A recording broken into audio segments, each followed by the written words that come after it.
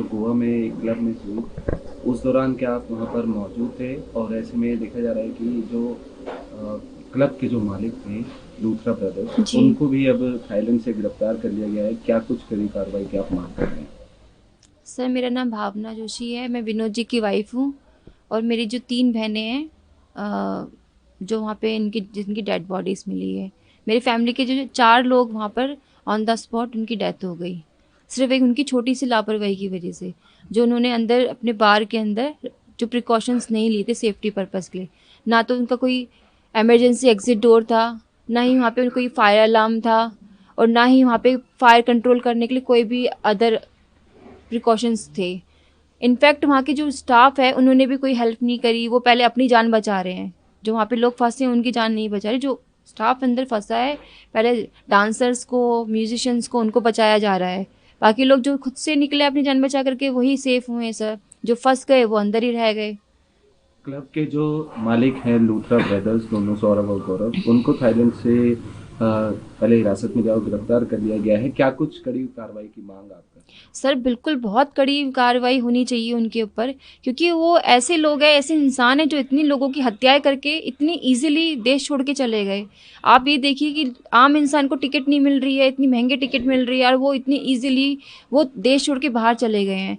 तो उनके मैं चाहती हूँ उनको सख्त से सख्त उनके ऊपर कार्रवाई बैठे, उनको सख्त से सख्त सजा मिले, ताकि आगे जो आज मेरी फैमिली के साथ और कुछ और फैमिली के साथ ये हादसा हुआ है वो आगे किसी को फेस ना करना पड़े। और मैं बाकी लोगों से भी ये कहना चाहूँगी कि जो लोग रेस्टोरेंट में या कहीं भी जाते हैं, प्लीज़ आप सब कुछ जान परख करके जाइए कि वहाँ पर कोई भी सेफ्टी यूज़ हो रही है या नहीं है, वहाँ पे लाइसेंस उनका मतलब वो गैर कानूनी तरीके से चल रहा है नहीं चल, प्लीज़ आप, क्योंकि मुझे नहीं लगता कि ऐसा लगता है कि लोगों को अपनी सेफ्टी के बारे में खुद ही ध्यान रखना पड़ेगा, क्योंकि सरकार तो बस कुछ नहीं सोचती। गैर तक इतने सारे बार रेस्टोरेंट गैर कानूनी तरीके से चल रहे हैं, कितने सारे हादसे हो रहे हैं, मगर किसी जिसकी जान जाती है, जिसके घर से लोग जाते हैं उनको पता होता है सर। मैंने अपने परिवार के 4 सदस्यों को खोया जो मेरे लिए कितनी अहमियत रखते हैं। मेरा पूरा परिवार एक झटके में उनकी कुछ लापरवाही की वजह से पूरा परिवार मेरा तबाह हो गया सर। हम ऑलमोस्ट हम रोड में आ गए हैं सर। जो मेरे हस्बैंड है, 2 परिवारों को चलाने वाले पूरे होल सोल थे वहाँ पे, हमारे पिलर थे वो। अब वो इस दुनिया में नहीं रहे। अब बताइए मैं कैसे 4-4 बच्चों को पालूंगी? मेरी दीदी के 2 बच्चे, मेरे 2 बच्चे, हम किस तरह से सर्वाइव करेंगे? आप ये बताइए। घटना के समय आप उस क्लब में मौजूद थे। क्या कुछ आपने वहाँ पर देखा जब फायर वहाँ पर आग लगनी शुरू हुई? क्या कुछ आपने वहाँ मैनेजर थे, स्टाफ था, उनको बताया?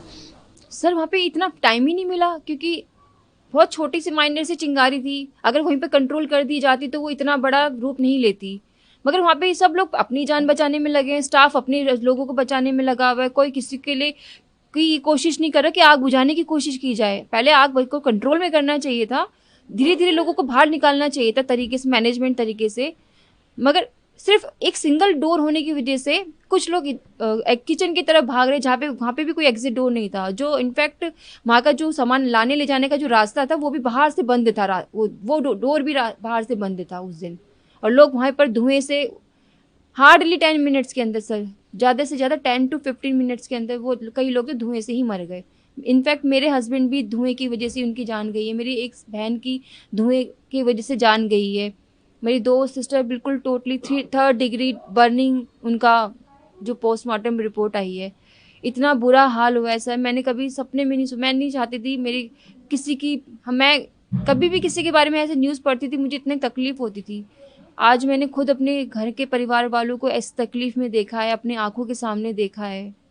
बस मैं कुछ नहीं कर पाई, बस मैं सबसे मदद मांगती रही, किसी ने मेरी मदद नहीं करी। बस चीखती चिल्लाती रही 4-4 5-5 घंटे वहाँ पर सबके आगे गिड़गिड़ाती रही, मेरी फैमिली को बचाओ, अंदर फंसे लोगों को बाहर निकालो, प्लीज़ कुछ करिए, प्लीज़ कुछ करिए। लोग खड़े होकर तमाशा देख रहे हैं जलते हुए बाहर, कोई कुछ नहीं कर रहा सर। फायर ब्रिगेड की गाड़ी भी 40 मिनट बाद आती है, पुलिस भी उतनी लेट आती है। जब कुछ सब मतलब पुलिस आ रही है वो कुछ देख ही नहीं रही है, मतलब खड़े होके अंदर, मतलब कोई एक्शन ही नहीं ले रहे, समझ ही नहीं आ रहा था वहाँ हो क्या रहा है। ऐसा लग रहा है कि बस मरते हुए छोड़ दिया लोगों को बस। उस क्लब के अंदर ऑलमोस्ट वहाँ पर आप थे तो ऑलमोस्ट कितनी गैदरिंग वहाँ पर आप देख रहे थे, कितने लोग? सर 200-250 के आसपास गैदरिंग थी, क्योंकि उसका जो स्पेस था वो ज़्यादा नहीं था। आपने भी देखा होगा कि उसका स्पेस ज़्यादा बड़ा नहीं था। लोग बैठे थे और बिल्कुल खड़े थे वहाँ पे, मतलब बिल्कुल फुल था वो। अब फुल होने के बाद एक एग्जिट डोर, तो आप बताइए सब लोग अपनी जान बचा रहे हैं। बिल्कुल जो उनका एग्जिट डोर भी तो बिल्कुल ब्लॉक हो गया था, सब लोग वहाँ पर फंस गए थे डोर में, मैं खुद फंस गई थी सर। और वहाँ पे ऊपर से आग की लपटें गिर रही है, धुआं इतना ज़्यादा हो गया, वहाँ पे सांस नहीं ले पा रहे हैं, आंखों के आगे कुछ भी दिखाई नहीं दे रहा था। पता नहीं मैं कैसे बच के निकल गई, ये भगवान जानता है। मुझे खुद अपना भी विश्वास नहीं हो रहा कि मैं कैसे बच के निकल गई। तो वहाँ पर जब आग लगनी शुरू हुई तो वहाँ पर आपके या आपके फैमिली में जो साथ में थे उन्होंने क्या स्टाफ को बताया कि यहाँ पर आग? बिल्कुल पता है सर, मेरे हस्बैंड ने ही सबसे पहले वो आग देखी सर। उन्होंने ही स्टाफ को, बल्कि जो हाँ म्यूजिशियंस जो खड़े थे, जो बाउंसर्स थे, उनको बताया, इशारे से बताया कि लोग पैनिक ना करें। उन्होंने ही देखा, उन्होंने ही बताया, और वही इस हादसे में चले गए सर। क्या कुछ कड़ी कार्रवाई की आप मांग कर रहे हैं? बिल्कुल सर, बिल्कुल कड़ी कार्रवाई होनी चाहिए। जो जितने भी गैर कानूनी तरीके से बिना लाइसेंस के इस तरह से जो बार रेस्टोरेंट क्लब चलाए जा रहे हैं, आप उनको रोकिए, बंद कीजिए, सख्त से सख्त उनके ऊपर एक्शन लीजिए।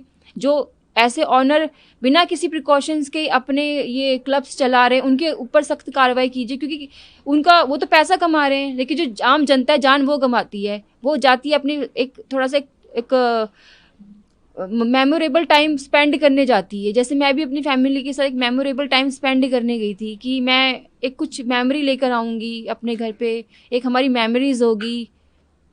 मगर वो मेमोरीज क्या सर, क्या ज़िंदगी भर का दुख बन गया मेरा। वो मेमोरीज, हैप्पी मेमोरीज मेरी एकदम से ज़िंदगी भर की दुख बन गया मेरा। जब घटना हुई और उसके बाद फायर ब्रिगेड वहाँ पर पहुँची, स्थिति पर कंट्रोल पाया गया, उसके बाद आप दिल्ली वापसी कब आए? और उस दौरान देखिए संभालना सबके लिए मुश्किल हो जाता है, कैसे आपने अपने संभाला और क्या कुछ करा?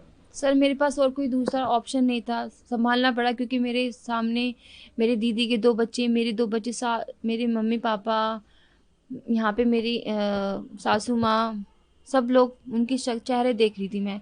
अगर मैं उनके आगे टूटती तो उनको कौन संभालता सर। मेरे लिए ये संभालना, मुझे आज भी यकीन नहीं हो रहा, ऐसा लग रहा है बुरा सपना चल रहा है मेरे आगे। मुझे यकीन ही नहीं हो रहा कि ऐसा मेरे साथ हुआ है। क्या वहाँ पर प्रशासन ने आपकी मदद करी? नहीं सर, कोई मदद नहीं की। अगर मदद की होती तो बहुत कुछ बच चुका होता, मुझे कोई मदद नहीं मिली। कितने बजे आपने क्लब में एंट्री करी थी, कुछ याद हो आपको? और कब का ये इंसिडेंट है, कितने बजे का? सर 11:15 मुझे याद है, 11:15 में मैंने एंट्री करी थी, क्योंकि हम लोग बाहर जब हम जा रहे थे अंदर, हम लोग वीडियो बनाते हुए गए अंदर, बहुत फ़ोटो हमने क्लिक की साथ में, बहुत अच्छे से गए, बहुत खुश होके गए, फन इन्जॉय करते हुए गए। 11:15 में हमने अंदर एंट्री करी थी। हम 15 से 20 मिनट हमने वहाँ बैठे ही थे बस। आफ्टर उसके ये सब दुर्घटना हुई है।